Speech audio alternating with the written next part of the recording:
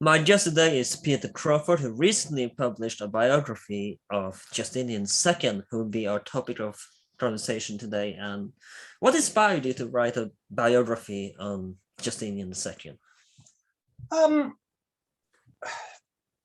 I'm not really sure if there's. I think Justinian's just got this interesting idea that he's an emperor who loses his nose. So straight away that sort of gets you interested.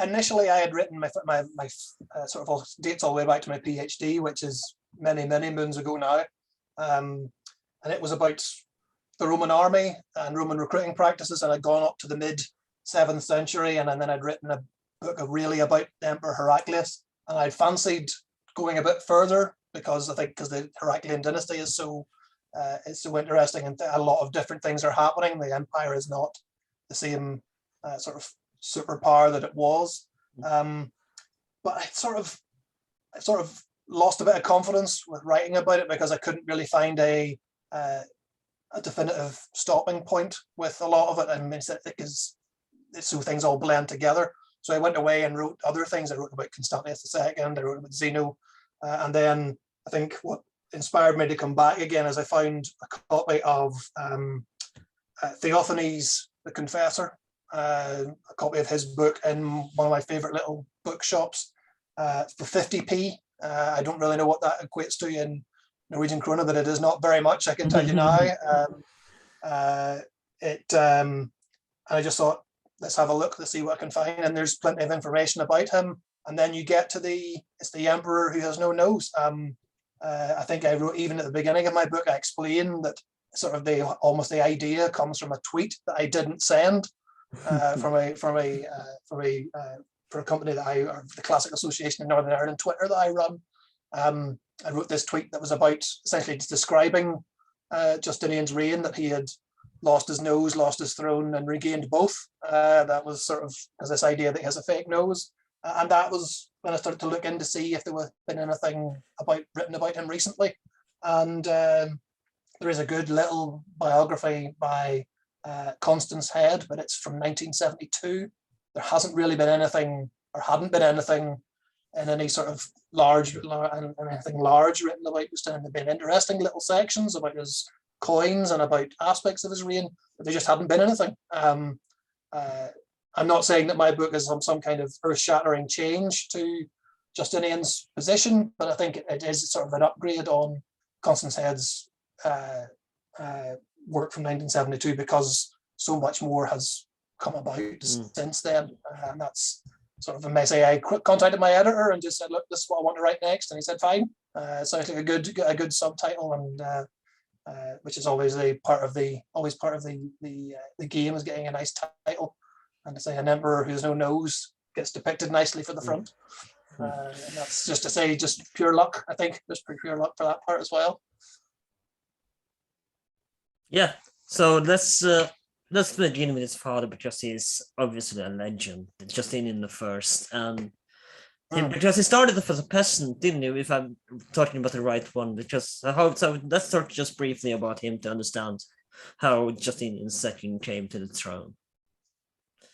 The interesting thing for the first Justinian with regards to the second Justinian is that they are quite distant time-wise. We are looking, Justinian I dies in 565, and Justinian II doesn't come to the throne until 685. So maybe we've got a century or 120 years between them.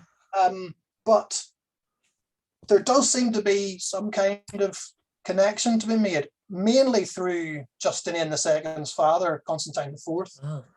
There's some suggestion that he was a big fan of Justinian, mainly because the military reconquests, I think, and possibly the idea that he gives his firstborn son the name Justinian because he thinks that's what the empire needs in the late 7th century. And I mean, who could argue with that? The empire, when Justinian II is born in 668, the empire looks a hell of a lot different as it does to the previous. Yeah, it's lost an awful lot of territory by that point. Egypt and Syria, sort of large parts of Italy, large parts of the Balkans have all been lost. So they need an emperor to reconquer all of this. And it seems that Justinian II himself seems to have taken a lot of this on board. I think when he comes to, he marries, I say this again, jumping forward a little bit, but it's an important little thing to note. When he marries his second wife, who is a Khazar Turk, whose name we don't actually know, he has to choose a Christian name for her, and he chooses Theodora, which is Justinian I's wife's name. So there is some suggestion that this is that while we are quite chronologically sort of detached between Justinian I and Justinian II. It can be easy to be confused between the two because both named Justinian, both has a wife named Theodora. Yeah, and even I said usually actually you'll find that most people won't talk about Justinian I. They just talk about Justinian. Yeah, I did. I noticed I did the same thing when we were talking before, that I was mixing Justinian II with Justinian I. And there's other things as well. I think when we look at Justinian II's religious policy as well, he's so keen to have his own ecumenical council, which his father had, but also Justinian I had, that he calls a council that is reminiscent of both. What is called the Quinasex Council, which essentially means the fifth, sixth council. He is reminiscent of the fifth council, which is Justinian I, and the sixth council, which is his father, Constantine IV. It is one of these things. Justinian II, through naming, through the naming rights, shouldn't be called Justinian. He should be called Constantine. He should be seemingly born Heraclius and then be given the name Constantine as he gets older, which is what happened all the way through the Heraclian dynasty. Every emperor is either Heraclius or Constantine, or actually in the case of Constantine III, both. He is Heraclius Constantine III. His son is Constans, but that's not, he's known as Constans II, but actually he should be Constantine IV. Then Justinian II's father should be Constantine V, and Justinian II himself should be Constantine VI. That was sort of the way it had been structured. But Constantine IV does away with this because he wants to call his son Justinian II. He calls his younger son Heraclius, so he goes back to the normal thing, because Justinian II does have a younger brother. And then when Justinian has a son, he calls him Tiberius, which is I'm not entirely sure. I don't know. I have a strange feeling that actually has very little to do with Justinian himself. I think that's maybe his wife has come up with the name Tiberius.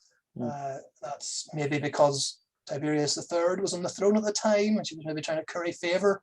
Who knows? But there are certainly harking back to Justinian I. I'd say maybe, and this idea maybe that the empire needs a great reconqueror at this point, which again is entirely possible. And also sort of into the idea that even in what we're into the 680s, I suppose, by the time Justinian II is on the throne, the Romans didn't think that the Muslim conquests were permanent. They were because the Muslims are quite new yet. They aren't even called Muslims at this time. Yeah, although even by 685, we'll say 685, when Justinian comes to the throne, they've been about for 50 years. It's half a century now. 636 is the Battle of Yarmouk and the Battle of Qadisiyah. So 50 years, but then as opposed to a Roman imperial history, 50 years is not very long at all. But at the same, I think now the Romans, it's only really now that they're starting to realize that maybe some of this is not quite as impermanent as previous problems had been. So maybe again, and another thing you have to say for some of the actions that Justinian is sort of accused of, and sort of his demeanor of being quite a poor demeanor. His father has set him up, really. His father has set him up to be this great reconqueror and a man who's going to reconquer all this lost territory. No pressure, no pressure. Yeah, he's putting a lot of pressure on his young son. And then his son will have seen the supposed siege of Constantinople. He'll have seen things go badly. He'll have seen his father die young. I mean, his father, he's only 16 when his father dies. Something also happened with his uncles, who he seems to have been quite close with. So, I mean, we've got a young man here who is, by the time he comes to the throne, is under a lot of pressure, and also potentially some psychological trauma in there as well. So we have to be wary of what has happened to this. And we would still call him a boy. He's 16 when he comes to this, or maybe 17, depending on what year he was born in, because we're not sure. It's either 668 or 669. It's around about the time, say, one of the first things that happens, say, seemingly just after he was born, that his grandfather was murdered. His father dies when he's 16. His uncles had died. Seemingly not long after that, by the sounds of it, his brother dies as well. So, although we don't really know what happens to the younger Heraclius, he just seems to vanish off the, which may or may not be. Was it possible that Heraclius could have gained the throne instead of Justinian II? There is a potential argument for it, but it's probably a little anachronistic. I think that one of the big questions that can be raised about Justinian is he a porphyrogenitus? Was he born in the purple? Which is a sort of thing that's seemingly a bit later in Byzantine history. And it's actually one of these things it's a problem with, that we don't really know, because of this discrepancy in the date of his birth. If he was born in 668, there's a potential chance that his father was not the emperor when he was born. His grandfather, Constantine II, is murdered in late 668, killed in a bathhouse with a bucket. If he is born in 668, if he's born in 668, the chances are he is not porphyrogenitus, but his younger brother certainly is, born when Constantine IV is the emperor. Maybe 200, 300 years later, that might have been an issue. It doesn't seem that porphyrogenitus is really a problem at this point. I do refer to them a lot, but I don't know if you read the Alexiad, and in that era, it was very proud tradition to be born. And Anna states as well that she was born porphyrogenitus herself, and that she was born in the purple. So it seems that, at least in that era, it seemed very important. And I think it is a little anachronistic to post that back to Justinian. I don't think it's ever used. And it's one of the things you always have to put, particularly with Justinian II, that is, you always have to look at what the sources are saying about him, because the sources are almost all negative towards him. So they will jump on anything to belittle him. And none of them mention this idea that he shouldn't have been emperor because he wasn't porphyrogenitus, which suggests that A, he was porphyrogenitus, or B, it didn't matter at this point. And I think that's more likely. It's one of these things we sort of, because the sources are so unanimously negative almost towards Justinian, it actually can help us with our depiction of him, where we can sort of go, well, if you try and think, well, maybe did Justinian kill his brother? That's one of the things that you sort of, we're sort of making our way down that path to the idea, did Justinian kill his brother? Well, none of the sources said he did. So, and all those sources are. I mean, it wasn't uncommon in that era, though, to kill your brother. No, not at all. Not at all. I mean, his father had had tonsured both of his and mutilated both of his uncles, both of his brothers. I think his grandfather Constantine II had seemingly either mutilated or murdered his brother Theodosius. So it was a family tradition at this point. But there's lovely family tradition. Yes, a wonderful Christmas. Christmases must have been great around that place.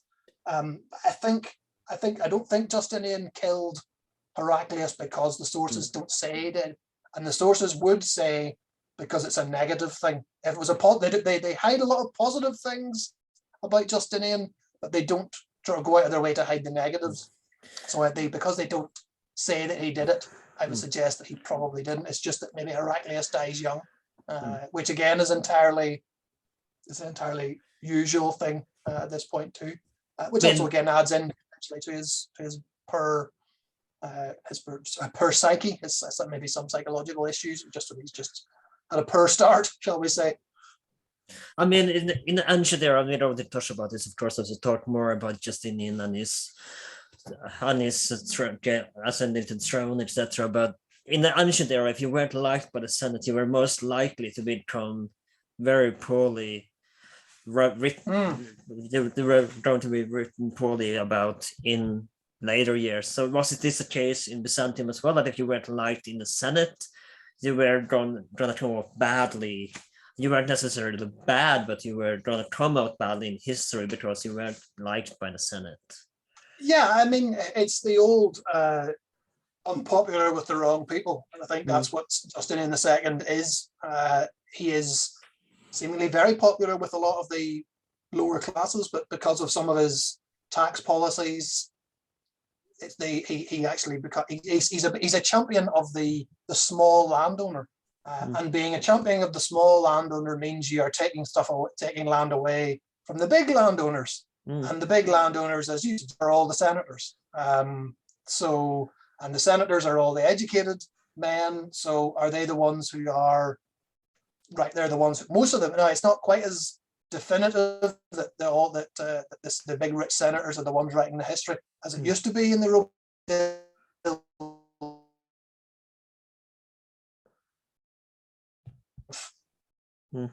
Now you talked about him having he had great expectations for regaining a lot of territory for the Byzantine Empire, and something he do very early on is campaign against the Slavs. So how does the campaign against the Slavs go?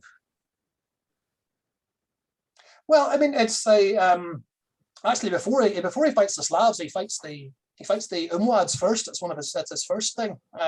It's not a great large campaign.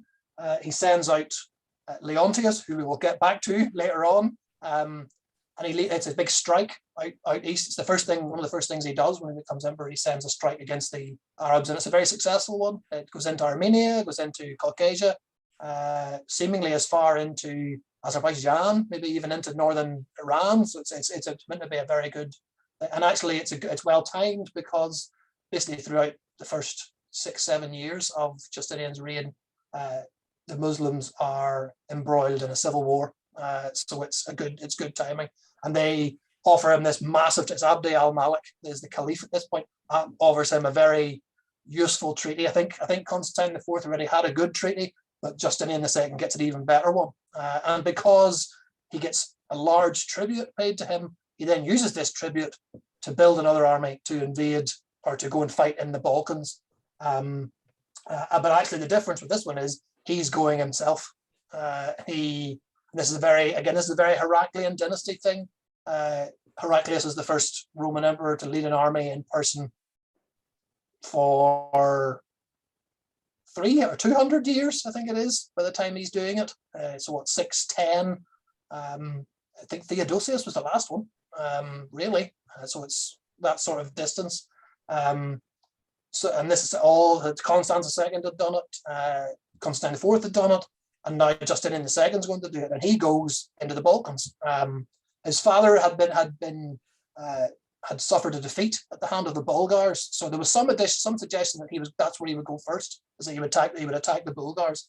And actually, his first battlefield success is against some Bulgars, but it's not the same Bulgars. It's not the Bulgar Khan. It is sort of seemingly some just going through the mountains of Thrace. He defeats some Bulgars and ends up.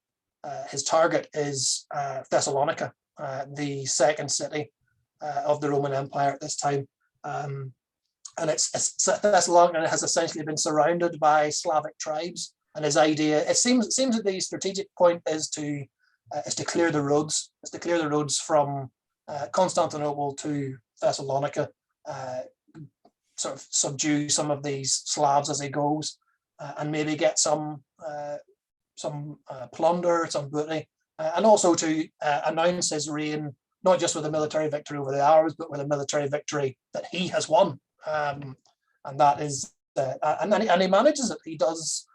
We don't really have the in-depth sources we would like for this kind of campaign, but he does seem to have won a couple of decent victories. He probably had gathered quite a decent army. Is the way he probably has the Opsikian army with him. I think it's one of these strange things. It's mentioned in the sources as the thematic cavalry, without ever actually explaining what that really means. But I think essentially it means he has the thematic army with him, which would probably be the Opsikian and probably some of the Thracian army as he went.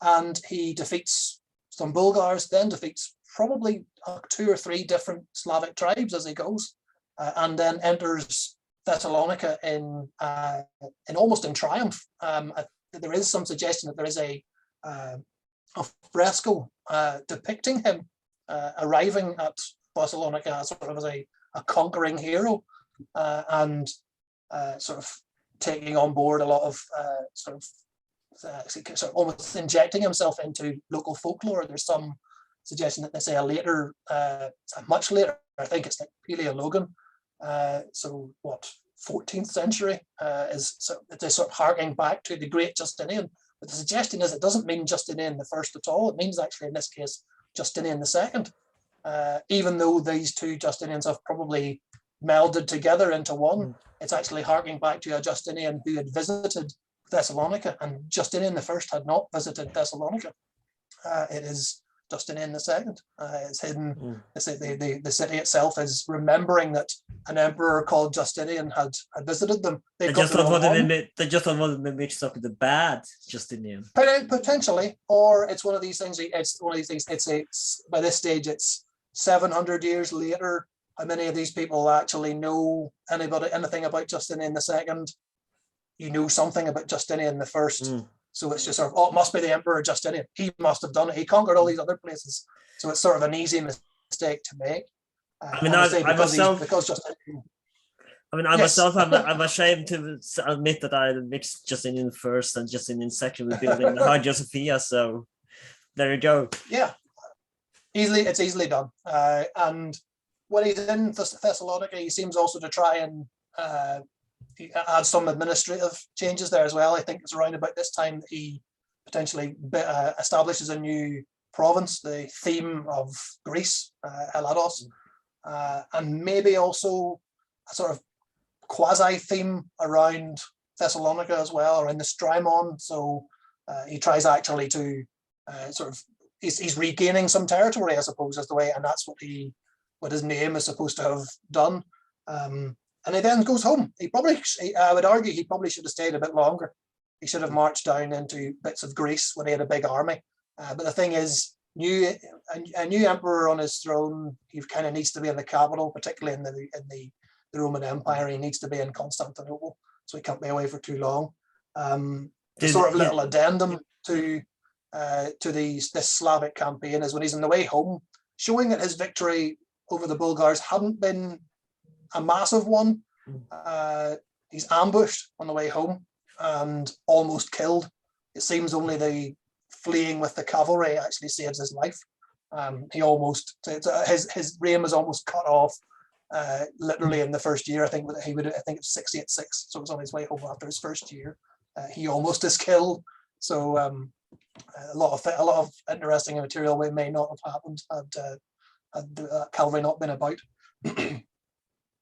Right. So now I know you said you talked about this before recording briefly, but we've kind of had to mention it because it says when I looked up Justinian that the persecution of the Menshikins, but it wasn't really a persecution. And as sad as it is to say, it was more like what was normal persecution, to put it that way, for the lack of a better word, in those areas. Yeah, I think in that era, not areas. Yeah, it is something you will see if you look up some things about Justinian, is that he persecuted the Manichees. I think every Roman emperor around this time persecutes the Manichees. I don't think it's something that's is sort of specific to Justinian. I think the idea is maybe even, I think as I mentioned to you, is that he's always considered to have followed the policies of his father. And maybe the policies of Justinian the First when it comes to certain things. So that's maybe why he gets tagged as a persecutor of Manichees. It's usually suggested that it was some terrible persecution of the Manichees. I didn't come across anything specific in a lot of the primary material I was reading. Now, that doesn't mean it wasn't there, because I most certainly couldn't have read it all. But it might just be a hangover from a lot of the other persecutions, which, as you said, is a bit sad to say was just endemic. It was just an endemic. Well, what did they have against the Manichees in the first place? Well, first and foremost, they're not Christians. So So that's, I mean, it's straight away as simple as that. The Manichees are dualist, if I remember rightly. They are a dualist sect, have a lot of influence on Judaism and Christianity, depending on how old it's claimed to be. I think Mani is one of these interesting characters where you get about 6 different dates for his life, and they're not very close together. I think you'll see maybe he's a third century AD, but I think you see him as early as maybe even 1000 BC at some point. I mean, it's sort of really, he's all over the place. I mean, I think he is a later Roman. He's a lot of there is a lot of Roman or Judeo-Christian influence in Manichaeism, but essentially, I mean, that's why the Christian Empire, Christian Roman Empire persecutes anybody. I'm afraid they are not Orthodox Christians, which and that's Orthodox with a small o at this point. But as we see, they're quite happy to persecute a lot of Christians as well, because that's almost actually worse, as that they don't get things right. So that's one of the things that. I mean, Justinian he does have religious policy of his own, but again, I think a lot of that religious policy of his own is following his father and following Justinian I. Hence why he calls an ecumenical council, he wants it to be an ecumenical council. It just isn't, because for there to be an ecumenical council, there needs to be sort of a big problem to fix, and there just isn't one for the first time in an awfully long time. There's no great Christological issue for Justinian, but he wanted, I must call it Church Council because my father did and Justinian I did, and he comes up with the Quinasex Council, which is mentioned as the 5th, 6th Council, and it's within the Roman Empire. It is what it says. The canons it comes up with are basically accepted, and quite happily, so there's no problem with it all. As questionable as it might be. Yeah, it's essentially just following the rules. Here are all the rules that we already follow. Now I've written them down. That's sort of what the Quinasex Council is. The problem is there are parts of the empire that don't follow those same traditions. He has trouble with the Armenians who are still in the empire, because there's a couple of things that the canons of the Quinasex Council go against, and the Armenians say, well, actually, that's not how we do things. More problematically is the Pope. The Pope. There's 2 or 3 canons in, maybe more than 2 or 3 actually, in the Quinasex lists that are problematic for the Pope. They say, I mean, things like depicting Jesus as the Lamb is one of the things that Quinasex stamps down on, says you cannot do this, and yet it is a very popular thing in Rome, and actually in Italy. If any of our listeners who have been to Italy and maybe seen some of the churches in Ravenna, for example, the Lamb is everywhere. Now that's possibly to do with Jesus as the shepherd, as it is in Galla Placidia's mausoleum, but also there's Jesus as the Lamb and the Agnus Dei, and the Pope at the time, I think it's Sergius I, is very much keen on this depiction of Jesus, and now he's been told that it's a barbaric custom, and he is not happy. You can imagine he will not sign up to this Quinasex Council, and taking a hint from, I think, both from Justinian I, because I think he did it as well, taking a hint from Justinian I and from his own grandfather Constans II, when Justinian II is confronted with a pope who will not do what he's told, he decides to arrest the Pope, and that is, he sends out men to achieve that. I think one of the stories ends up that this man meets an awful lot of local opposition and ends up having to hide under the Pope's bed at one point. And then I think it's sort of left up in the air. It's all not going particularly well. And then Justinian the word comes that Justinian has been deposed. for the first time, and Which we it all will sorts we will get back to that eventually. it all gets shelved. It all gets the religious policy gets shelved for a while. But Justinian's going to come back to it when he gets back to the throne. Spoilers: he is going to get back on the throne after the first time. But yeah, Quinasex is a strange phenomenon, but one that sort of is going to paint an awful lot of Justinian's reputation, shall we say, particularly in Italy. Now you mentioned that it went off the throne, and we don't come back to that eventually. But I want to talk about this very unpopular tax policy first, because why was this tax policy so unpopular? Because we thought about this again before recording, and it seemed to be popular against the common people, but more unpopular amongst the aristocrats. So was this a case? That's why he became so unpopular at the time? Just among the aristocrats? Yeah, it's the old. It's unpopular with the wrong people. He seems to have gone out of his way to help the small landowner. I think the suggestion is there's the farmer's law. I think that's from around the Georgios Nomos, is seemingly from this time. At least maybe if it's slightly after, it's still depicting the empire of Justinian because of the changes he had made. He sort of looks to protect small landowners from large landowners, essentially, and also reduces their tax burden. At the time, though, the empire is not in great shape, so while he reduces the tax burden on small landowners, he has to get taxes from somewhere else, and that means large landowners and also actually from the cities, and particularly the city in Constantinople. So while he's quite popular with, and actually probably very popular with, sort of provincial landowners, he has made some enemies with the upper classes, and also seemingly with some of the urban masses as well. His recruiting policies had fallen quite heavily on the urban masses, as well as essentially because he couldn't afford to get rid of a lot of the small landowners, because they were his support, but also he needed them to keep production running.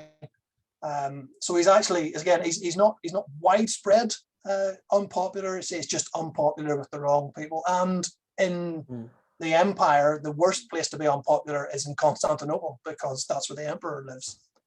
So if you're unpopular there, you can get ousted. Now he's again not completely devastatingly unpopular in the capital, but he's just unpopular with enough of the wrong people for it to be problematic. There's some suggestion that he did not take kindly to opposition, which is probably something that is probably correct. He doesn't seem to have done well when somebody resisted some of his policies and told him maybe his policies weren't great. He does seem to have imprisoned a lot of people and confiscated land, and also there's two of his officials become very unpopular, seemingly because they use physical coercion to try and get people to pay their taxes. Again, how much can we believe that? We have to be some of these things to be wary of. There's stories about burning feet and burning people alive to get them to pay their tax. Is it true? Sounds one of those. Likely. Yeah, it sounds very Robin Hood, sort of. The Sheriff of Nottingham and Prince John were also terrible. It just sounds like somebody is colouring the story even worse. Yes, people didn't like paying taxes. People never like paying taxes. And when somebody needs when the state needs those taxes, they have to be stringent in their implementation of those policies.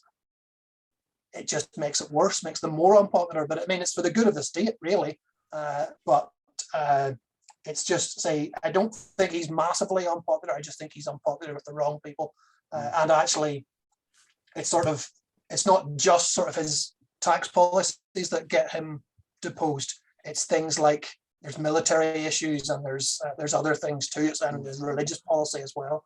Is this where we start to see that the population rises in the sorry, I'm gonna try to say his name right here, Leonidas? That's a name now. That you see an uprising against Justinian II. Leontius is the man who leads the big Leontius. He's been an ally and a victim of Justinian, Leontius. He had led the army in their first war against the Arabs and had been very successful. He had invaded seemingly all the way to Iran. He was also the army commander in the second war against the Arabs, which is in 692, which is the great sort of war of images conflict, supposedly, and had not done so well in that second war, to his political decline, essentially. He had led the army, had been one of the leaders of the army at the Battle of Sebastopol in 692, and through defection and dissension, the army had been beaten. Now, I think there's also some strategic issues as well. And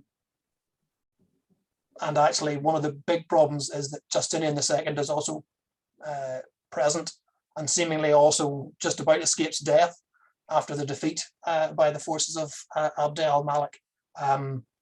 So he needs somebody to blame, and he decides to blame his general Leontius, who gets put in prison and is seemingly in prison for 3 years, which is a long time, in the Roman world. Roman prison is not the same as prison for us. We would have custodial sentences for, like, you're going to go to prison for 20 years. A lot of the thing that prison for the Romans was, it was like a holding cell to decide what we're going to do with you. So to have been in prison for 3 years was a long time. Also probably hateful and terrible. I think there's even some suggestion that some people were in prison for 7 or 8 years, which was not the best place to have claustrophobia. No, I would imagine it was not a very nice place. And I think even compared to some of our modern prisons, I think it was probably not a very nice place to have been. He's in prison in Constantinople, and all of a sudden in 695, Justinian decides that he needs a new commander for his new Greek theme province in Greece, the Hellenos theme, and seemingly because he has got rid of other commanders, or they have died on either fighting or he has imprisoned them, there's not many other people left. So he finds an ex-general in prison and essentially sends word to him. Hey, sorry about it. Essentially, yeah. So sorry about you. So you've languished for the last 3 years. You can come back and fight for me now. Yes, he frees him, makes him strategos of the Hellenic theme, and tells him basically, you have 2 days to get out of the city. It's essentially, it's one of those I think, or even maybe even less. It says you will leave now, collect the army, collect the forces that I have set aside for you, and get out and go and run. But then you say, go and run the Helotus theme for me, while I'm treating you so badly. And while he goes to do it, he goes to set this all up. I mean, he's had a second chance. The Helladic theme might not be the most glamorous theme at this point, but it's better than being stuck in. It's better than being stuck in prison. Seemingly at this point, he is visited by 2 friends, two monks who persuade him through claims of dreams of his accession, that he should rebel against Justinian I, Justinian II. I've made it now as well. And essentially, he is persuaded to do so. He goes to the prison, the main prison, the Praetorium, bluffs his way in, and then releases a lot of the prisoners. And a lot of these prisoners are high-ranking men who have refused to pay their taxes, or for whatever reasons have angered the emperor, and it's them that sort of form the nucleus of this revolt in Constantinople. Again, we can't be quite sure who exactly has joined them. A lot of the times with a lot of revolts in Constantinople, it's not necessarily who has joined you, it is who hasn't, who has decided to stay on the sidelines and watch to see who wins. I think that's what happens more regularly than sort of everybody dives in. It's more who's actually going to A, fight against this regime, or B, fight for the regime, or actually secret answer C, who's going to wait to see who wins. And that's, I think I would suggest. I choose the secret door, please. Yes, I think that's what an awful lot of people did with Justinian, and then his regime's overpowered very quickly. How long time has he been on the throne at this point? When he's been in the throne? I think this is 695. So he's been this is his 10th year. He's just finished 10 full years as emperor. That's not too bad though, considering Roman standards. Oh, absolutely. I mean, and particularly how things are about to go after the end of his first reign. We're about to embark onto the period known as the 20 years of military anarchy. And it's not even that bad compared to some. It's not the 3rd century. Let's put it that way, when men are ruling for seemingly 17 days at a time. But he is seemingly just. It's just enough of the local populace support Leontius or don't support Justinian, and seemingly there doesn't even read like there's some great like battle to save it. It just seems like the whole thing just falls apart. Is that a lack of support for Justinian? Yes, but it doesn't necessarily mean a lot of support for Leontius. It's just people were tired. It was at night. That was the other thing. A lot of this is happening at night. So actually, maybe a lot of the people in a lot of the populace of Constantinople just didn't care. And it was just one of these things. Oh, well, it's the morning. I've been just another emperor dethroned. Yeah, just leave me alone. Well, is the grain supply going to be all right for tomorrow? Oh yeah, that'll be fine. Then I don't care who's in the throne. I was watching Cheers recently, and there's a brilliant joke where Norm says that does the price of beer change? No, then why do we care who's in the management? Yeah, that's it. In a way, that's for large parts of they have to remember that the average Roman is a subsistence farmer or a subsistence urban poor who requires basically the state to look after him. So as long as the state's going to continue to look after him, or he can continue to feed himself, it doesn't matter who's on the throne. Yeah. I mean, yes, there might be some latent like of the Heraclean dynasty for what it has done for them, but in the end, that kind of loyalty doesn't mean anything. Yeah. And it seems that again, Justinian has made the wrong people angry, so actually a lot of that loyalty sort of has flown out the window. He's just not. He's just made himself unpopular with, say, at the wrong time, maybe, with religious policies. And the thing now he's added in his military defeat. He's up until now he had sort of had, well, I beat the Bulgars and I beat the Slavs and I beat the Arabs, but now he's lost to the Arabs quite badly at Sebastopol. So, I mean, the Arabs were killing it at this time, though. At this point in time, not quite yet. This is their sort of lull period with the second fitna, their second civil war. They had been knocking 7 bells out of each other for. The Mayans loved the civil wars. Yeah, for nearly 10 years. Or I think 692. I think is the end of the second fitna, which then coincides with Abd al-Malik seemingly wanting a brief war with the Romans and winning a victory over Justinian II. He then goes into overdrive. This is it's in the next 3 or 4 years. It's after Justinian's first deposition, where Africa is conquered and say Carthage falls, and the Muslim forces are moving further and further west. They're into what, Algeria and Morocco at this point. They've probably most important thing to happen at that time is not just the conquest of Carthage, but the conversion of the Berbers. The Berber peoples of North Africa are converted to Islam when it was sort of quite close that they were going to become Christians. Then they became Muslims instead, and it's actually them who are going to be the main manpower for the Muslim invasion of Spain in 711. Which is just at the end of 24/7. Yeah.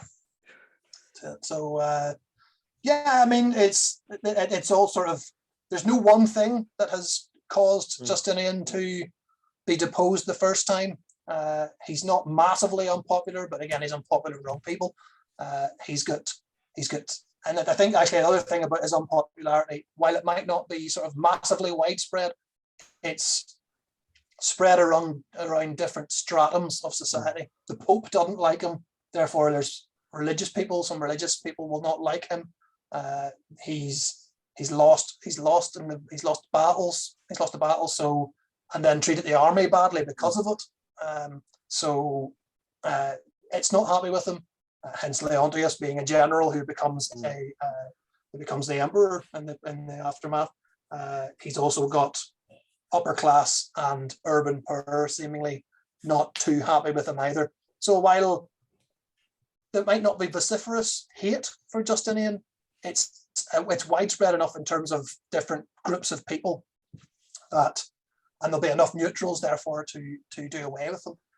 So that's what happens in 695. It seems that he is just by trying to change too many things, he has sort of made a rod for his own back and gets the, well, not quite the chop, a certain type of chop, but not the, he doesn't get the head cut off at this point. And we're going to talk about another chop, of course, the one we have all been waiting for, I assume, the chopping of his nose. So it sounds quite painful that there's a nose chop of the same action. Yes, it will have been terrible. It will have been. One thing you will say about for Justinian is that it probably. I mean, I did a little talk on a brief history of mutilation. It's actually in the part of it. It's actually based on a section in the book, because mutilation that way is far more widespread than you might imagine. But he suffers from rhinotomia, the cutting off of the nose. We're not entirely sure how much of his nose is cut off. There are some I found some depictions of nose being cut off, which is far more drastic. You will see sort of people getting cut like an entire sort of like triangle out of their nose, and the whole nose just peeled away. I would suggest that it is just a hack off of the nose. He also, one of the things that's sort of forgotten about it, he also suffers from glossotomia. He gets his tongue slit as well. So now I don't think that means he gets his tongue cut out, because there's no suggestion that he couldn't speak properly afterwards. The suggestion that it was just either his tongue could be cut in half, or he could have lost a bit of it. One thing you have to say straight away about all of this is that he's been quite lucky. It's a terrible thing to say, but it didn't kill him. It did not kill him. That's sort of when Leontius, who has now deposed him and has now become the emperor, when he decides that Justinian II is not going to be executed, he's going to be mutilated in this way, his hope will have been that he will die. He will have wanted Justinian to die, but he didn't want the burden of having killed the anointed emperor. He wanted to punish him in such a way that he couldn't be emperor again, because that's the whole point. I was trying to say that there's a reason why they were doing this, because if you were born with a disability, or didn't had a disability like lost arm, or in this case a nose, or blinded, which was a very common thing to do. The blinding actually follows this. The blinding has not yet become the go-to. Blinding becomes the go-to after Justinian. So that's essentially because, as we're going to find out, the whole idea was to cut his nose off and to slit his tongue, so he couldn't be emperor again. Justinian's going to become emperor again, so it doesn't work. It doesn't work for Justinian. So after him, I think it's his second successor is blinded, and blinding becomes sort of the main go-to removal from political power, basically until the end of the Byzantine Empire. There's a long list. For those who are interested, there's a big long list on Wikipedia listing all the people who were politically blinded there's some hideous stories about Basil the Bulgar Slayer with the the 10,000, is it 1,000 or 10,000 Bulgar army, that he blinds them all apart from every 10th man or something like that, who only loses one eye, so he can take them all home. And it supposedly is such an awful sight that it causes the Bulgar Khan to have a heart attack. That's sort of supposedly the great story of Basil II. But I mean, mutilation had been around maybe a bit longer than, particularly in Roman circles. It's not usually seen as a very Roman thing. It hadn't really been a very Greek thing. But there is some suggestion of mutilation 4th century or 4th century AD. There's seemingly seemingly an emperor, or a candidate for emperor. I think he's the son of Jovian, had been castrated, seemingly to stop him from being emperor. The usurper John, or Johannes, he's normally listed as 423, 425. I think he is an arm cut off as a mutilation thing, but then he's beaten to death, so it doesn't matter. Doesn't actually matter. I think Priscus Attalus, loses an arm as well. So there is some use of mutilation, but I think it becomes a more prominent thing under the Heraclians. I think the first one is Heraclius's illegitimate son, John Atharicus. Does he lose his nose? I think he loses his nose, and is then exiled to Malta, I think. And his co-conspirator loses his nose and has a leg cut off. So I mean, it's proper bodily mutilation. And there are other members of the Heraclian dynasty this has happened to as well. I think, say, Constantine IV seemingly mutilated both of his brothers. I think they are Tiberius and Heraclius. And as you say, general disability was another way to disqualify individuals from imperial service, from imperial rule. I think one of Heraclius's sons was a deaf mute, and that was considered enough to. I want to say he's David. That might not be correct. Theodosius, actually, I think he is. And he was considered. He was not murdered when a lot of the rest of them were done away with, because he had already been disqualified from imperial rule. Of course, the most famous, seemingly disabled candidate for the imperial throne is Claudius, the first Claudius, all the way back. Whatever was his physical malady, whether it was some kind of Tourette's or some kind of cerebral palsy, it didn't stop him from being emperor. And he's one of my favorite emperors, to be honest. I think it's really. I've said this before, and he's underrated as emperor. Yeah, interesting guy. And his problem is that he causes a lot of problems down the line with some of his choices, but actually his secretariat actually runs the empire rather well. There's other. I mean, I don't know. There's the great Spartan king, Justinius II, is what I would say late 5th, early 4th century BC. Has a club foot, and he was considered he couldn't rule because he was essentially, well, they say it was maimed, but he wasn't. I think it's from birth.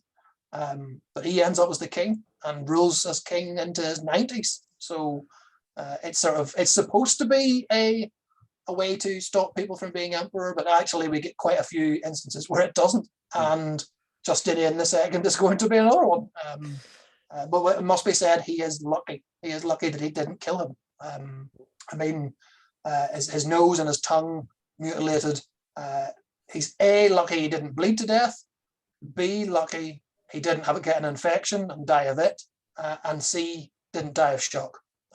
So he's been very fortunate straight away. So then, of course, what do you do with him? Now you've mutilated. Are you going to keep him in Constantinople? No, they send him off into exile to what is considered the end of the world. And the end of the world at this point is the Crimea. He's sent to live out exile in the Crimea. The suggestion is they'll never see Constantinople again. That's the plan. And 2 other emperors rule while he's away. And seems for a while at least, he seems to have just accepted his lot and just thought, oh well, mutilated, I can't be emperor anymore. Well, that doesn't last. Before we go back though, I want to talk. What does it do in Exile? Does it do anything? Does it? That's the thing. There's a period of time he doesn't seem to do very much. He seems the sheer fact he's an ex-emperor does seem to attract some people to him, but not necessarily an awful lot. He's probably kept under some kind of guard, but actually over time that just doesn't really become anything. He's almost sort of be a fixture. He can walk about the town. He's in Cherson. Not the current modern Cherson, it's actually a different place. So I mean, he's just left to his own devices. Well, he seemingly for a large part of it, he didn't really do very much. It's one of these things where the sources don't tell us because the sources don't know. It's not interesting enough. No, the sources are not interested in it. He's a deposed emperor. Maybe he's not doing anything. And when he gets back to the throne, it's not the kind of thing that Justinian himself is going to want to explain to anybody, because in his propaganda, it didn't happen. He is never not emperor in his propaganda. But something that is interesting, though, is what happens in Constantinople during his exile, and what makes it so that he can return to the throne. Well, Leontius takes on the emperorhood, and he tries to be militarily proactive in some ways. And the big expedition he sends is to save Carthage. It's during his reign. Now he's 695 to 698, I think. Excuse me. Yes, 698. He sends a big expedition to save Carthage, and briefly it succeeds. There's some suggestion that the sources are not good. It's not very clear what's happening in some of these sources, or what's happening at certain times. It seems maybe that the Muslims had captured Carthage, and then this expedition under a man called John succeeds in taking Carthage back. And then there's another great battle for Carthage in 698. That is the definitive Muslim conquest of Carthage. This expedition then limps home, arrives in Crete, I think, and basically decides that, and maybe remembering Justinian a bit too much, basically decides that the emperor is going to punish them for failing. I think the suggestion is that Leontius told them to go back and try again. That was his sort of, I think that's what the word was. The navy decides not to, decides that we do not want to go back there. The emperor is then going to punish us. So they raise their own commander. They kill John, the main commander, and raise one of their own naval commanders, a man called Apsamar, and make him Tiberius III. He then attacks and captures Constantinople and deposes Leontius. So after less than 3 years, his reign really is just encapsulated in coming to the throne and then being kicked off the throne. That's there's a little bit more, but it's not necessarily all that interesting or actually all that epoch making. He's mutilated as well. Leontius has his nose cut off and is confined to a monastery. And that leaves Tiberius III now to reign for the next 3 years. Next 7 years, actually. He's the next 7 years. His reign is, I suppose, he's overlooked a little bit. It's just like he's just seen sort of as a placeholder for the return before Justinian returns to the throne. But actually, it seems Tiberius III was a little bit better as an emperor than people would like to admit. His brother, I think it's a Heraclius, he serves quite well as a sort of, he's given this sort of position as monostrategos, so as basically supreme general of the entire empire, and seems to do a good job. He wins victories against the Arabs in Cilicia. He seems to have maybe been established and about to fight some of the Bulgars at some point. So actually, it seems that Tiberius III had done all right as an emperor, and normally it's just seen as that all of this is, so to say, just window dressing, that nothing is happening. but actually the empire goes on and seems to build on what the Heraclean dynasty had done. How Justinian gets back into the game is he goes further east, he goes further away. He's already at the end of the world, he goes a bit further away into the end of the world and finds a willing ally in, well, seemingly willing, in the Khazar Khan, a man called Basir. These are the first Turks really to enter into the Western world.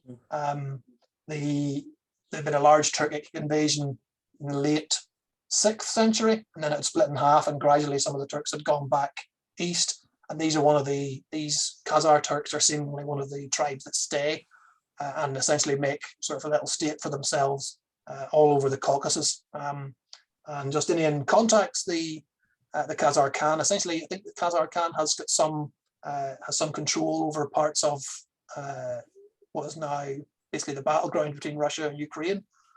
He's sort of some of the cities, I think, that are on some of the Greek cities that are on the Taman Peninsula. I think he has control over those, and he basically meets with Justinian, and they forge a marriage alliance. Justinian marries, usually seen as Basir's daughter, but probably as his sister. We don't know her name, but we do know she is renamed Theodora, and it's at this point that Justinian has decided that he's going to regain the throne. The suggestion is that for the first few years he hadn't bothered, but now he is going to go, and maybe he's heard about Leontius being killed. Maybe that's the kind of he's heard. How long is he in exile? How long does it take before he? Well, it's 10 years, so I mean it's not sort of he couldn't have been planning it all this long, because if he was, his plan was terrible.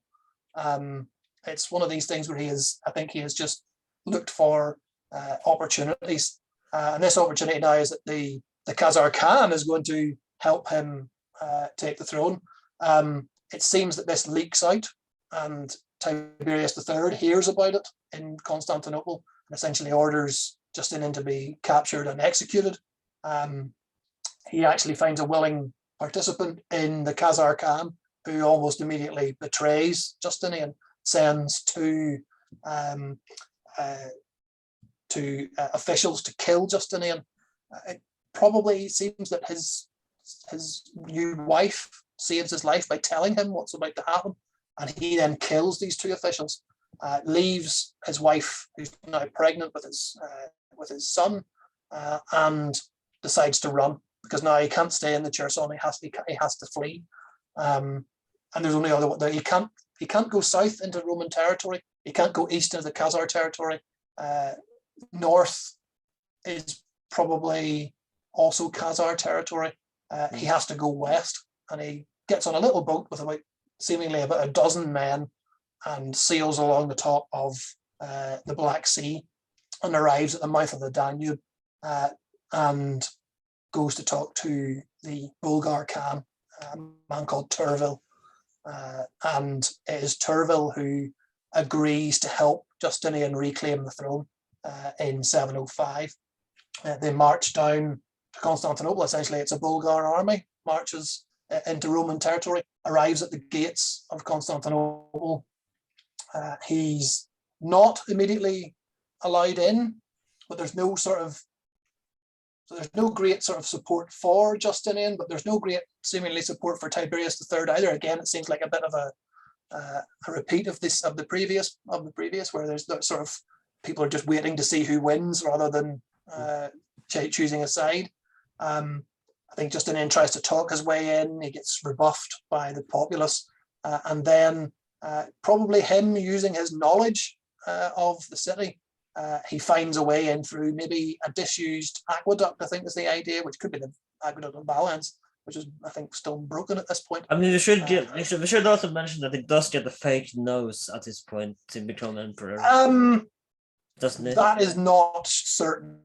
That's one of these things. It is not certain that he had the fake nose. It is a supposition.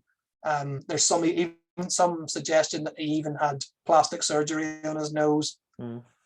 It's not. No funny glasses, though, as far as I know. No funny glasses, I'm afraid. No big mustache to go with it. I'm afraid I think it's one of these things where it's just an assumption that is made. And the only depictions we have of him after he loses his nose are on his coins, and on his coins he's not going to depict that he doesn't have a nose. So is he wearing I think even the suggestion that he's got a golden nose is from an Italian source, I think, an Agnellus, who was an opponent of him. Now, I think there's also sources to suggest that the fake nose was a thing. I think even the Prophet Muhammad talks about it. It might even be in the Quran. This idea that that somebody had a replacement silver nose. And I think Muhammad tells, and I think it's what his warrior complains about it smelling. He has a silver nose. He complains about it smelling, and Muhammad tells him to use a golden nose instead because the gold won't tarnish.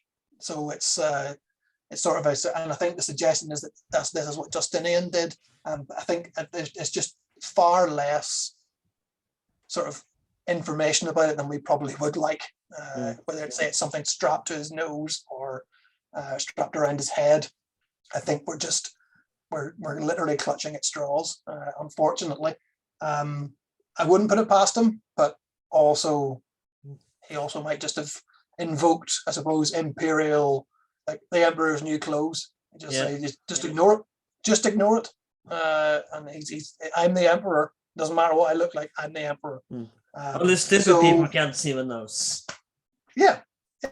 And they say the emperor is not seen by very many people, so just follow my orders. That's all you need to do. So he steals into the city, and the regime of Tiberius III collapses, similarly to Justinian's. There's no sort of great battle to maintain either of these regimes. Justinian revels a little bit too much in his victory.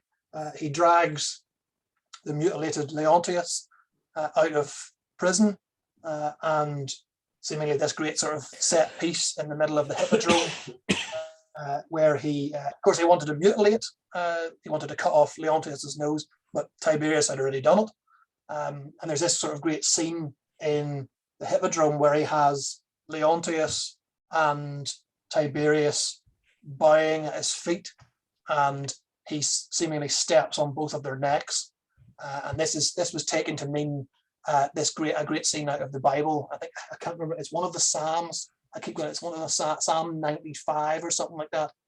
It's a psalm that talks about Jesus slaying the snake and the basilisk. And in this thing, the basilisk means lion, and the snake means snake. Leontius is the lion, Leo, and Tiberius III's original name is Apsamar, and Apsamar is snake. So it's this sort of great sort of biblical scene. And I say again, any of your listeners who have been to Ravenna, there is in San Andreas Chapel, there is a great mosaic of Jesus, the militant Christ, and he is standing on a snake and he is standing on a lion. And this is what Justinian has played out. He has played out this biblical depiction of standing on a lion, standing on a snake, and this is not necessarily saying that he's Jesus, but then this sort of great, because the historical sources suggest that the people in the hippodrome recognized this. They recognized this as this great biblical scene. He then has Tiberius III's nose cut off, and then has them both killed, because that's the way things are going now. They're not going to get to live out their lives. He has them both executed after the fact. Excuse me. And this is where, according to the sources, the admittedly very hostile sources, claim that the whole thing goes to hell in a handbasket. They say Justinian essentially is mad and gets madder and madder as he's only another 6 years. He's back in the throne in 705, and he's going to be deposed again in 711. The suggestion is that he just gets worse and worse and worse. He just goes out after every opponent that he can find, and is horrible to them. As you can well imagine, that's just not the case. It's just not that. It's not that blatant. He isn't another Caligula or Nero. No, in this no. case. I think some of the sources tried to claim that he was. He just wasn't. There's some suggestion that he goes and annihilates Ravenna for its support of his deposition. Seemingly, there were some prominent Ravenites during his first deposition. But no, he goes after Ravenna because the Pope asks him to. So it's part of this sort of he reconciles with the Pope over Quinasex. They eventually come to some kind of arrangement that essentially the bits that the Pope doesn't like about the Quinasex Council he can ignore, and as long as he's willing to basically recognize Justinian as the emperor, they sort of leave it like that. Justinian has learned to pick his battles there, and part of this battle is the Archbishop of Ravenna is trying to impose his freedom from the papacy, and essentially Justinian interjects in this and says, "Look, the Pope is my ally, so I am now interjecting on the side of the Pope," and he does away with a lot of leaders of Ravenna and seemingly sparks a usurpation, but puts it down very quickly. There's all kinds of stories about how he treats the Archbishop of Ravenna. I think it's this the story where he decides he's a member of the clergy, so he can't murder him, I can't shed his blood. So he has a big silver dish boiled with vinegar, and then forces the Archbishop to stare into it, and it destroys his sight. I think it's a man called Felix. Archbishop Felix. Again, this is what it sounds one of these stories that's made up to make Justinian sound awful, and I think it is just that. I think it's an embellished story to make him sound terrible. Kind of like the way Caligula, that it wasn't really as bad, and if while it was bad, it wasn't as bad as. And I bring Caligula up again because he's such. I feel like he's the perfect comparison with Justinian because the sources make him out seem really bad, but later historians has kind of questioned was he as bad as I don't even think Justinian's even in the same mold as. I mean, it's kind of a fair comparison, I think, with the sources and how they portray him to be and etc. To my mind, for all the exaggeration about some of the things that Caligula does, he was still a terrible emperor. Whereas for all the exaggeration, I don't think Justinian is a terrible emperor. I think he's actually quite a decent emperor. So I think that's where it's one of these things you can strip away some of the negative source material, but in the end you still have quite a bad man or emperor.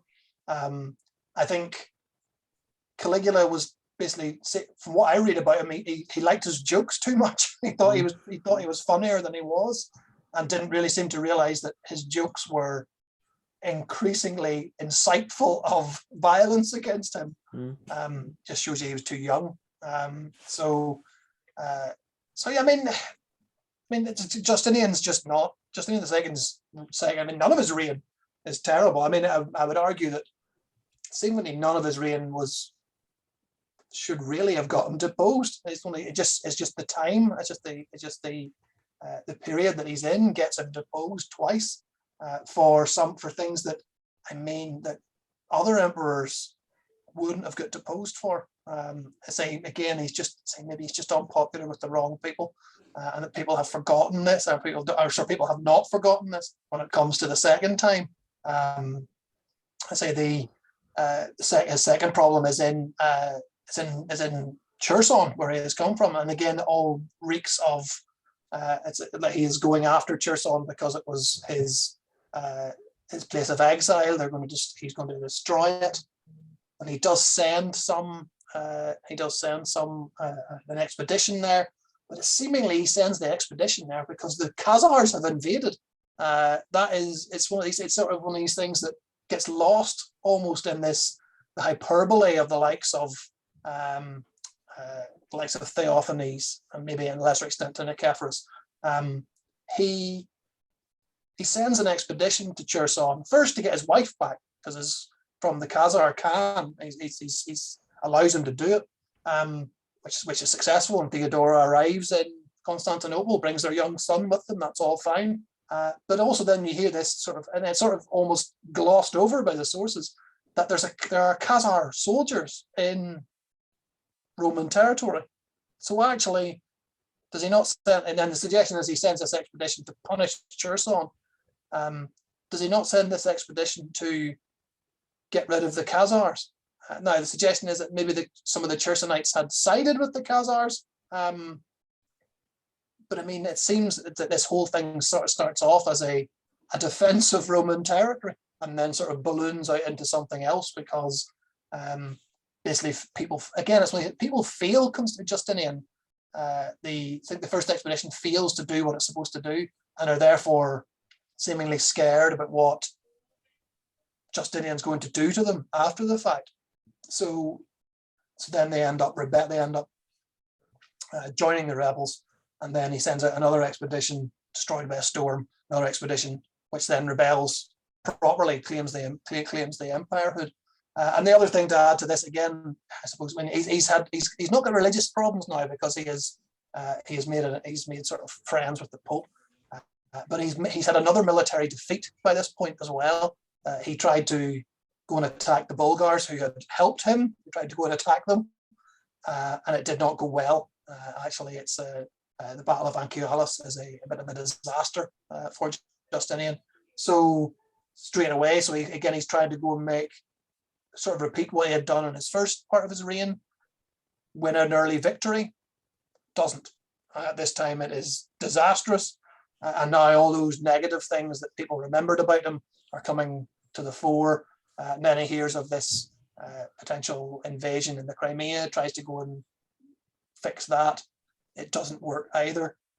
So actually all those people he already has poor relations with, he hasn't fixed.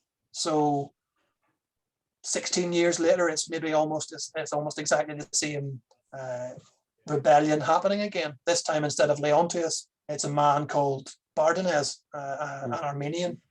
So something I wanted to mention this before we go to his second enthronement, because something else that it changes in his reign is, and it's not a little minor detail, but I'm kind of want to bring it up regardless, because the coin changed, and again, that we talked about earlier, it comes from Vatican's first reign. So how does the coin? Because it seemed to be more religious the second time around than the first time. Yeah, I think even before he had meddled with the coinage even in his first reign, and this is the famous Christ coin.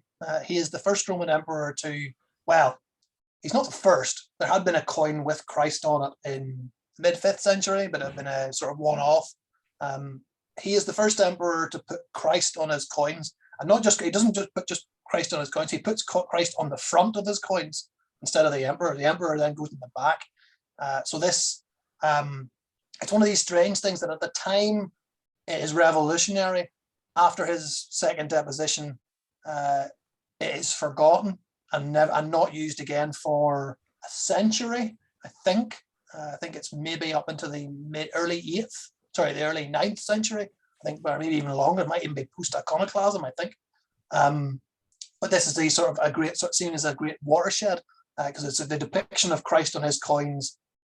It actually becomes a bit of a staple line of how Christ is going to look in Byzantine art for a long time, basically all the way up to the end of the empire almost. It is the basis of Christ, the Christ depiction. So it is quite significant for Byzantine art history and art of Christ in general. So. Absolutely, yeah. Christ had been depicted and had been depicted a lot, but it is the way he depicts Christ that becomes so influential. It's a sort of full-bodied, bearded man. Connecting it with the emperor. We literally now we have Christ and the emperor as two sides of the same coin. That kind of propaganda cannot be sort of overlooked. So the but it modern is, depiction of Christ does come from Justinian II. not wholly, but when the Byzantine depiction of him, when it says the one that sort of becomes prominent in art, harkens back to this coin. It becomes, I mean, Christ had been depicted beforehand, but it sort of once they I think when they decide to put Christ on coins again, it is they essentially copy this coin. So and that's the whole Christ coin argument spills into the war of images we were mentioning earlier. This whole suggestion that he put Christ in his coinage so Muslims wouldn't want to use the coins is all part of the argument. And then the Muslims made their own coins and were paying tribute to the Romans, and therefore the Romans didn't want to have tribute in the Muslim coins. So that's sort of it's more important for the watershed, I think, more than anything else, rather than, because again, there are no Christ coins after 711. But I say it's one of the things that in medieval, and then there's the whole thing is dominated by iconoclasm after that. How to depict anything. So when they come back to actually depicting Christ on coins, it is the sort of outline of Justinian's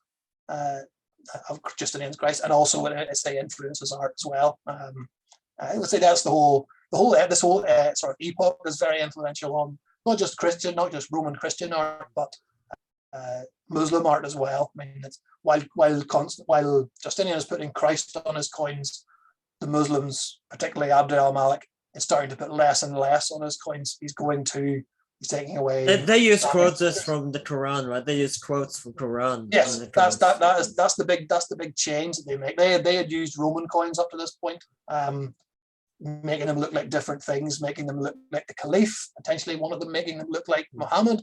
I was going to mention that. So there is, and this is mentioned I think it's been debunked by now, but it's questioned that it is Muhammad and not Abd al-Malik. I think the suggestion is that they're suggesting he's holding a staff, I think, and it's a suggestion that it's the staff of Muhammad as well. But essentially, regardless of what the Muslims were trying to make it look like, or the Umayyads, if we're going to be clear, like it's a Roman emperor. It's the Roman emperor. It just happens to have been changed. You see, it's sort of like there's a section of coins. There are the 3 standing Khalif coins, and it's Roman emperors. It's Heraclius and his 2 sons. There's the standing Khalif coin, probably Constans II, if not Constantine IV. Is he being made to look like a Khalif, or is he being made to look like Muhammad? In the end, it's a Roman coin. As I think I mentioned already, the Romans sell their coins to the Muslims, because right up until Abd al-Malik, probably in the mid 690s, basically all Umayyad or Arab coins, whatever you're going to go, were Roman coins. They're just remade in different ways. It's Abd al-Malik who comes up with the dinar and sort of this new sort of coin, and seemingly one of the arguments was that he then tried to use this coin to pay tribute to Justinian, and Justinian said no, and that sort of supposedly led to the War of 692. Not the case, because the dates don't really sync up. But again, they're 2 very influential coins. So while Justinian puts more religious stuff on his coins and has a depiction of the emperor and a depiction of Christ, Abd al-Malik decides that the only way he can have coins that are clearly not Roman in origin, because the Roman coins were so ubiquitous that even when they start trying to make their own coins to begin with, they look like Roman coins because they're sort of playing by Roman rules. So Abd al-Malik has to change everything, and he throws out the rule book and he comes up with the dinar that, as you say, is verses from the Quran. And it's just, there is no figural representation on it. Again, it's one of the sort of, I suppose, idea some people might say, but that's how Islam always was. Not the case. Islam, when it first started out, had no real problem depicting people, and actually for periods after this, it has no problem either depicting people. But on the coins, they go aniconic. There is no icon on the coins. It is writings from the Quran and the Khalif's name. That is, and sometimes, usually usually some of the Shahada, so the profession of Islamic faith, either in shortened or long form.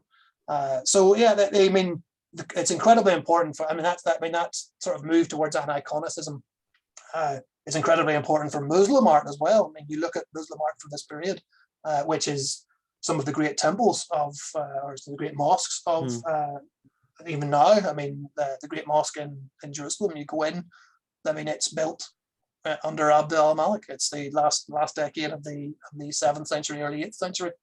And it is made with very little, if or no, figurative art. It is all sort of just no people, nothing depicted person, certainly no people depicted. And it looks fantastic, but and the way it looks very different. It doesn't look like it's Roman art at all. There's a little bit of Persian in there for it. The Persians were not ones for depicting people in a lot of their art, certainly not depicting gods in a lot of their art. So actually there was a bit of Sassan and Persian influence in there as well. You can sort of see that connection. But it's a very important artistic development, both in terms of Justinian and his Christ, but also Abd al-Malik and his nothing, and his iconic coin. Whether or not then there's any connection between those two in starting a war between the Romans and the Umayyad Caliphate in 692, probably not. Although it makes for a nice story. The War of Images makes for a nice story, but it all explains why Abd al-Malik and Justinian acted the way they did. But actually, in the end, it probably is just they were both happy to have a war at that point and just needed any kind of excuse, and just decided that was it. And we're going to have a war in 692, and it just happened to go the way of Abd al-Malik at that point. Yeah, I just wanted to bring it up briefly. Sorry for the later bit, but I wanted to bring it up briefly because I think it's fascinating. Yeah, and a little bit, kind of important as well for his reign. To be honest, actually, it's the one, I suppose, long-term consequence or legacy, maybe even of Justinian II's reign, both of his reigns. As I say, he becomes a bit of a forgotten emperor because he gets so overshadowed by Justinian I. I think I mentioned absolutely. To you, he gets so overshadowed by it that even things that we know Justinian II did get attributed to Justinian I. Like the whole, as I think I mentioned it already, the whole sort of visit to Thessalonica is attributed in some traditions to Justinian I, but we know he wasn't there. Justinian II was. So the record probably, and the other thing you have to remember about all of this, and how can we make this more problematic for us all, is that they didn't use regnal numbers. So Justinian II will not have been Justinian II at the time of his reign. He will just have been Justinian. He will have been the Emperor Justinian. So when people say, oh, the Emperor Justinian went to Thessalonica, I mean, people automatically think, oh, the great Justinian, 537 to 565, he went to Thessalonica because there wasn't any other Justinian, because he gets forgotten, because A, the sources don't like him, and B, he gets overshadowed by a far more important and influential character. When it says, I think it is a sort of Paleologan picture outline, says the Emperor Justinian came here. It means the Emperor Justinian II. Whether the person who wrote it recognized that or not, it is the Emperor Justinian II, because he's the one who went to Thessalonica. And I say that sort of flies in the face. That also sort of plays into the idea that he really wasn't that bad an emperor, because normally the bad emperors get remembered every bit as much as the good emperors. If he had been a Caligula, if he had been a Nero, he would be remembered sort of almost far more. The fact is, he just wasn't as bad as anybody depicts him as. So he's not famous for doing great things, but he's not infamous for doing terrible things. He's sort of more in the middle, which of course means in the middle you get forgotten. The one you mentioned already, you mentioned Claudius. The Emperor Claudius is exactly the same. He's not Augustus, he's not Tiberius, but he's not Nero, and he's not Caligula. So actually, even in the ancient world, he was forgotten. He wasn't quite lucky with his wife either, to be honest. No, that's one of the reasons why they take to. And actually, one of the other reasons why he's not popular is he was popular with the Flavians. So by the time the Flavian dynasty ends with Domitian, who really was not popular with the people writing all the history, everything that the Flavian dynasty liked gets sidetracked, and that includes Claudius. So by the time we get to the mid-3rd century and you have Claudius II, Claudius Gothicus, essentially it's been forgotten that there has been a previous Emperor Claudius. That's and I would imagine, I would argue this is the same kind of thing that's happened with Justinian II. He's got the added problem of having a predecessor with the same name who has done far more. It's like another emperor having the name Augustus and that being an only name. He's only Augustus. I mean, say if Caligula was called Augustus and had been a good emperor, he just isn't going to be as good as Augustus. So things he might do might get subsumed. Now, of course, the problem, or the good thing for the Oleoclonians is we've got decent sources. But as soon as you've got some kind of dubious source material like Theophanes and Nicephorus with their slants and also their personal problems with their own sources being the same thing, people will forget things and overlook things either happily or not so happily. And I think that's sort of what happens with Justinian. He's depicted in his second reign, once he's back, he is depicted as a monster. He is depicted as murdering anybody he wants and going. Basically, I think I talk about him as he's depicted as like this avatar of revenge. He is out to get anybody who he feels has wronged him. It's just not the case. He's not. He doesn't go after the Pope. He makes friends with the Pope. He goes after the Bulgars. Yes, that's maybe a little bit. That's unfinished business. He meant to go after the Bulgars from the moment he got on the throne to avenge his father. He went after Ravenna because the Pope asked him to. He seemingly goes after Cherson because first the Crimea has been invaded by Khazar troops who have, and the Khazars have betrayed him, and also seemingly because the Chersonites side with them. So he's got some excuses here, and he's not just going to kill people for whatever reason. All the people he attacks, he has actually reasons for. Now, you might argue some of them are not great reasons. I would say attacking the Bulgars was not a particularly what's the word for it? Didn't make him look particularly good because they had just helped him get the throne back. But in the end, that's what the Roman Emperor does. The Roman Emperor fights the Bulgars at this point, and for the next 500 years will fight the Bulgars in some way, shape, or form. So what was the cross for the second enthronement? We had to round up a bit here, but what was the cross for the second enthronement?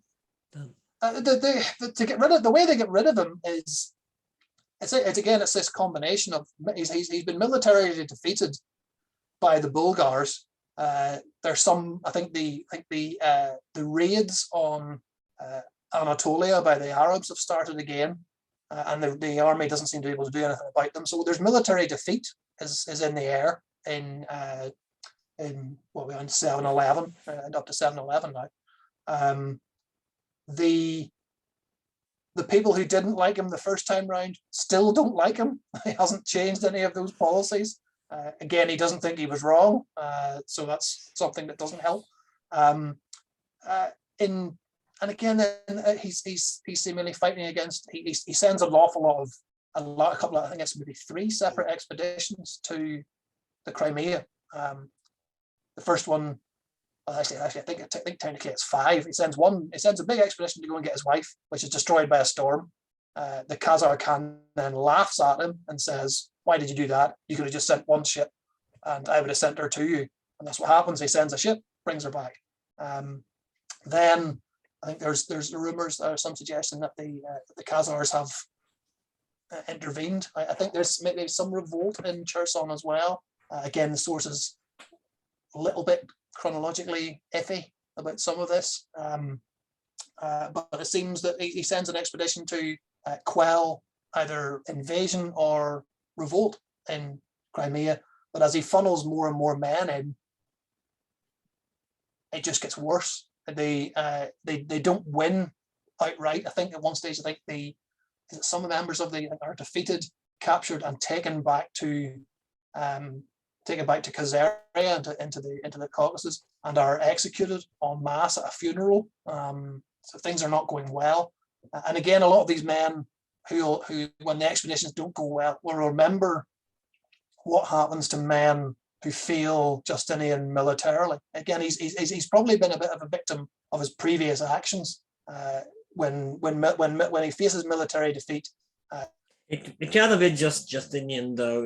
He imprisoned Leontius, and he. But it can't have just been. It can't have just been Justinian though. It has to be the army as well. He can't been that bad in general, I imagine. Yeah, I think the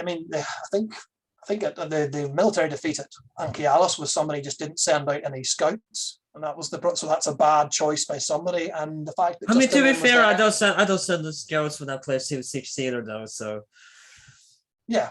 So there's the thing is about this is the emperor gets all the credit when an army goes well, and he gets all the he hopes to get none of the blame when things go badly, and that's the way it is. That's the way Justinian plays it. When the army goes well, it works for it. It was him that did it. It's his auspices or him in person. But he was also there in person at Anchialus and at Sebastopolis. At Sebastopolis, he blamed Leontius. At Cherson, with the sort of incipient revolt, I think the commander on the ground knows he's going to be blamed, so it just gets worse. So actually, and I think then Justinian starts to send more men. I think he starts to realize when things he stops getting updates of what's happening in Cherson, and he starts to realize that something bad is happening. That all these men he has sent maybe have either been defeated or have rebelled against him, and he decides he has to do something about it, and he does something about it by how can I put this? Now the revolts in Cherson, so the Crimea, you would imagine. So he mobilizes the army. You would imagine that's where he's going to go. You'd imagine he'd go to Cherson, like he would sail up to Cherson to try and defeat these rebels. Instead, he marches east into Armenia, which doesn't make any strategic sense. I think somebody tried to suggest that he thought maybe that's where he'd heard that the leader of the rebellion was now a man called Bardanes, who was Armenian.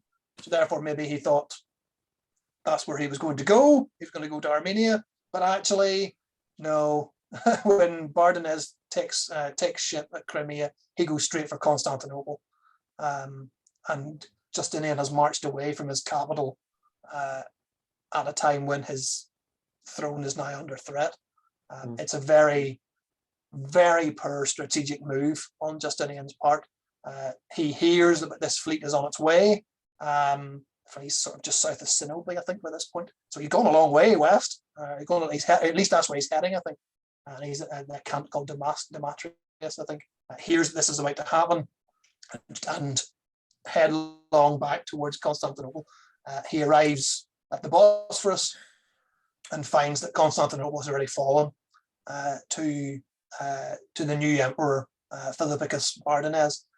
Justinian tries to retreat, recognizing that if he can get back to his army, he'd be able to fight, and say, sort of not overlooking the sort of popularity of the Heraclean name. Some of these thematic armies are very loyal to the Heraclean dynasty. If he can escape back to them, he can have a fighting chance. But he's overtaken on the way there by men who he supposedly had wronged and had executed their families and that kind of thing. Again, we're not entirely sure if this is the case. But this one man, I think it's Helio, I think his name is, who the suggestion is that he had forced his wife to marry an Indian or something like that. There's some real story about him.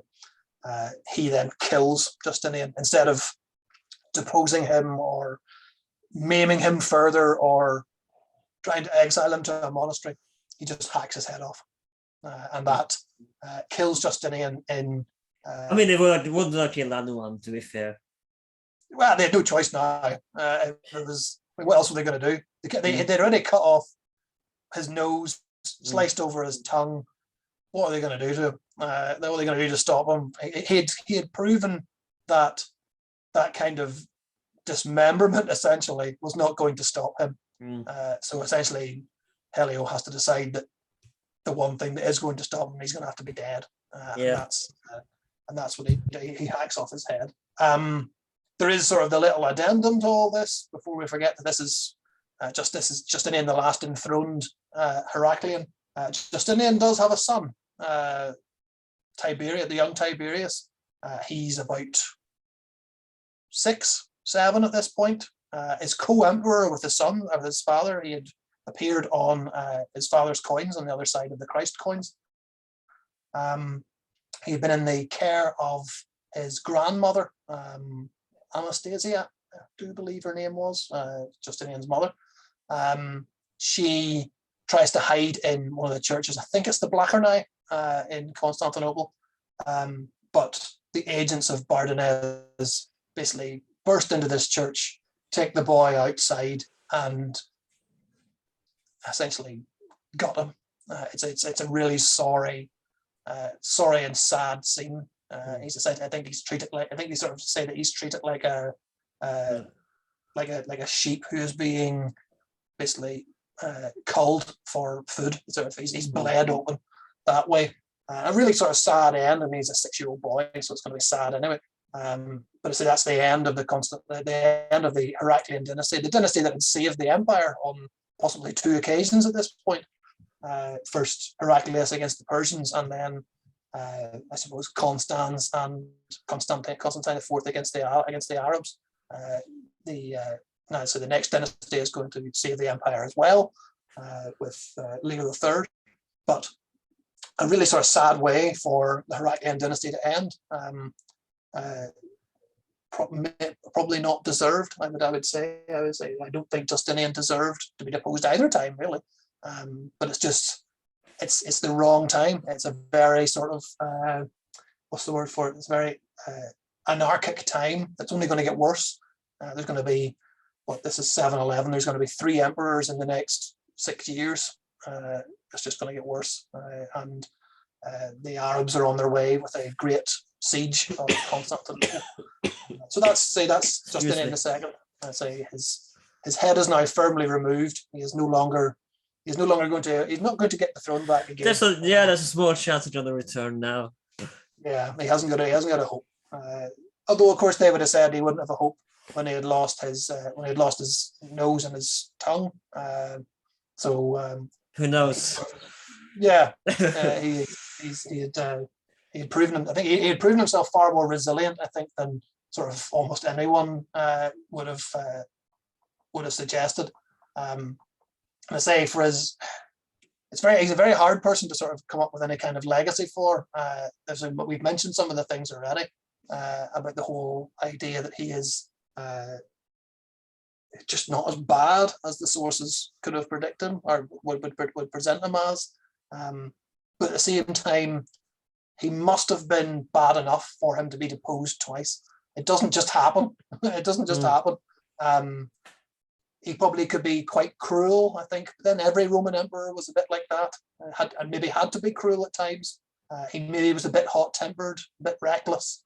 But at the same time, he also could do all right. I mean, some of the depictions of him by Theophanes just don't really sort of follow sense. It doesn't. I mean, I think recklessness, I think, is a good one. I think Theophanes does call him reckless.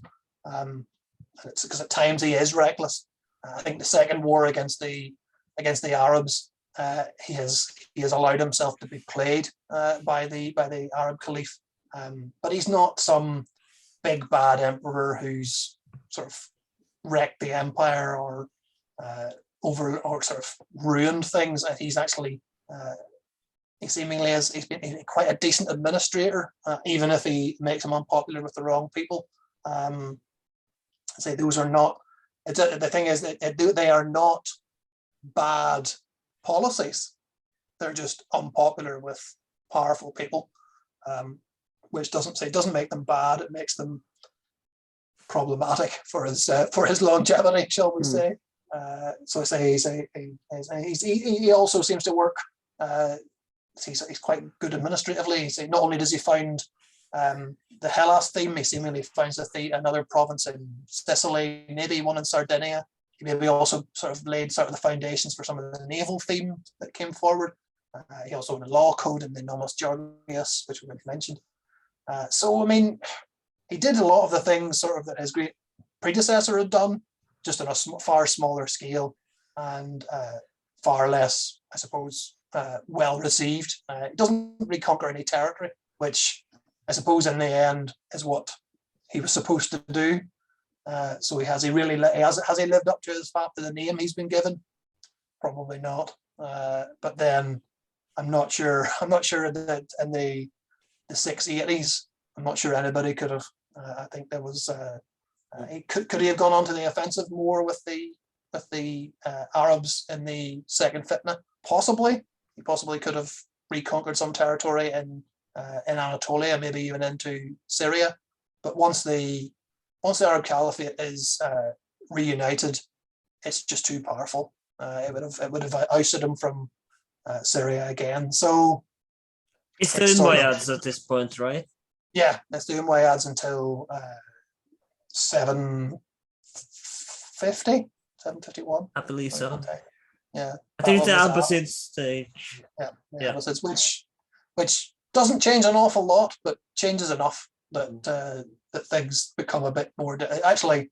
Probably lessens the threat to the empire, because the Abbasids are far more eastern in their view. They sort of are not focused on the Mediterranean anywhere near as much. But yeah, he's Justinian's a bit of a forgotten man. And to be honest, with his record, I can understand why he's forgotten.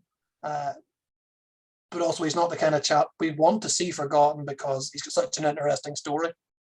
Say an emperor who's deposed, and there's not too many emperors who are deposed and regain the throne. There are even fewer who are deposed, mutilated, and regain the throne. He is one of one when it comes to that. I think. Well, actually, one of the Isaacs is blind, but I don't think he was blinded and gets the throne back. But I think that maybe is about as close as you can get. There's few emperors that does what Justinian does and come back after being mutilated, to put it that way. I don't think is it Isaac the Third or Isaac the Fourth, round about the Fourth Crusade, the one who's sort of taken out of prison and is blind. I don't think he was blinded, which means he wasn't mutilated. He was just blind because he was old. I think that he becomes emperor again by being blind. So maybe. I think that's the only one who becomes sort of close to Justinian in that way. But of course, that's the point. I mean, he was mutilated to stop him from becoming emperor again, and it doesn't work. So they stop mutilating people and start blinding them instead. Bardenez is blinded. I say it's a bit later becomes some blindings, most blindings, and some castrations is the way they go. Blinding becomes the main sort of way to remove somebody from the imperial throne. It's not punitive mutilation; it's dynastic. It's called dynastic mutilation, and that's the way they sort of go with it. But that leaves Justinian on a very elite list, which is one of these things. It reflects both poorly and well on him. Poorly that's what people decided that's what that needed to happen to him. But also it reflects well on him that he didn't let it break his spirit. He is quite willing to come back and regain the throne. I say a lot of people might have just faded into obscurity. A lot of people do fade into obscurity with things like that happen to them. But he is made of stern stuff, shall we say. Very much sort of, I suppose, maybe the training and the sort of idea that his father has instilled in him about his destiny. I suppose it really is. He probably the kind of thing that kept him going, and which is encapsulated in his name. That he is sort of he realized or claimed he still had something still to do. So he was going to be emperor again. And thank you so much for coming on. It's been a pleasure to talk with Not you. a problem. Before you go, do you have anything you want to promote on the social media where people might find you, or where people can buy your book if they are interested in reading more Absolutely. about Justinian? Yes, my book is Justinian II, available in, well, all good bookstores. Well, some good bookstores. Online is the best way to get it. My other books are War with Three Gods, which is the 7th century, the war between the Romans, the Persians, and the Arabs. I also have a book on Constantius II, another emperor who's done dirty by the sources, and also the Emperor Zeno. I don't really, I run some social media accounts, but I do not have one of my own, probably to my detriment, but it takes up too much time. That's the case. So if the Classical Association of Northern Ireland is, if you want to have a follow of them on Twitter or Facebook, or I think we're on TikTok as well. We're on all kinds of things. We're doing sort of a little series of 1-minute videos on all the Roman emperors at the moment. So you can check those out on YouTube. They're a bit of fun, and trying to sort of a little primary source on an aspect of Roman emperors. And imagine when I get to Justinian II, it will be him losing his nose. That will be, I can't remember. I'm trying to think what I did for Claudius.